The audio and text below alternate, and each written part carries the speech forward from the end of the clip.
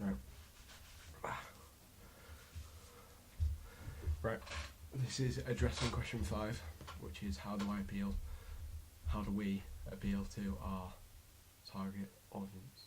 So we've used a number of different methods to address our audience, which has been stated in the question before. One of these was to have the same age protagonist as our target audience, because then they can relate to what is going on, and it appeals to them more, like you'd rather watch someone of your own age. So another way was having the protagonist to be the same gender as our target audience, which is female, stated in the question before, as girls more tend to watch girls' films with girls starring as the protagonists, so they can put themselves in similar situations and kind of relate to it. However, we won't focus on appealing to anyone on a sexual level, as there is no sexual tension between any two people in our film, or for film opening, as it's focused on a mental journey rather than a relationship kind of romantic journey. For character, we only have one type of protagonist. We only have like one person that the story is based on, Molly. So it won't be difficult to follow. We won't have an antagonist during our screen time, so we won't need to worry about that showing anyone separate. So our protagonist will be in two character types. One will be embarking on a journey, which will change them mentally.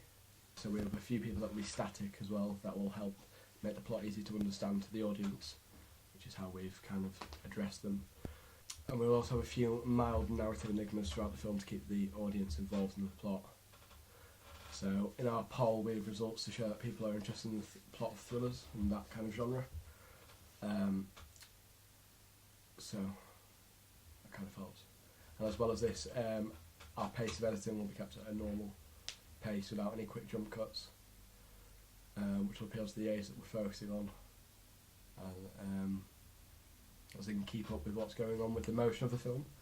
And finally, the location will appeal to the audience watching, as they'll be looking at modern places and current times that they can relate to, as it's the present time. We also addressed our audience mainly by showing our progress through blog updates, like kind of vlog videos, and showing what step we're up to, whether it's production, pre-production, post-production. Just depends when. So that will be kind of explaining what stage we're at, which kind of helps the audience understand what's going on. We also had a multiple amount of rough cuts, which we've taken something from all of them and put into the final cut. So if the audience watches one of these, then they'll have an idea of what's going on at that specific time. For an example, the car crash. You can see exactly what's happening from the rough cut, so it's kind of like an extra.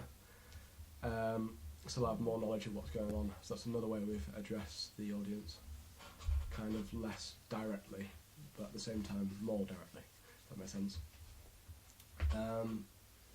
As well as this, we made a survey to try and engage the audience before releasing the final cut, and how they felt about our genre, finding out all of these things before we released the film to them, and the type of film on a much wider scale and not specifically based on our film. So that's question 5.